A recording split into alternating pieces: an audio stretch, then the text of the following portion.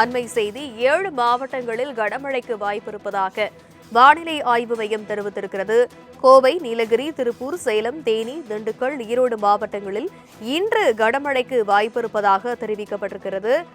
விவரங்களை செய்தியாளர் செலினா விவரிக்க கேட்கலாம். வணக்கம் செலினா. தென்கிழக்கு அரபிக்கடல் மற்றும் அதனை ஒட்டி இருக்கக்கூடிய பகுதிகளின் மேல் வளிமண்டல மேலடுக்கு சுழற்சி என்பது நிலவுகிறது. அதே போல மத்திய வங்கக்கடல் மற்றும் அதனை ஒட்டி இருக்கக்கூடிய பகுதிகளின் மேலும் ஒரு வளிமண்டல கீழடுக்கு சுழற்சி என்பது நிலவுகிறது.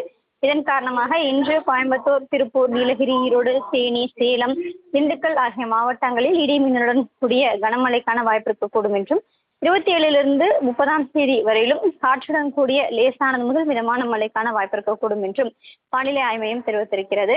அடுத்து வரக்கூடிய 24 மணி நேரத்திற்கு வெப்பநிலைக்கான மாறுதல் என்பது 26 30 தேதி வரையிலும் 2 3 டிகிரி செல்சியஸ் வரையிலும் உள் தமிழகத்தில் அதிகபட்சமான வெப்பநிலை இருக்கக்கூடும் என்றும், அதே போல தமிழக கடலோர மாவட்டங்கள் மற்றும் புதுவை, காரைக்காலில் வெப்பநிலை பெரும்பாக வாய்ப்பு குறைவாக இருக்கும் என்று வானிலை ஆய்வு மையம் தெரிவித்திருக்கிறது. சென்னை மற்றும் புறநகர் சென்னையை பொறுத்தவரையிலும் வானம் மேகமூட்டத்துடன் காணப்படும்.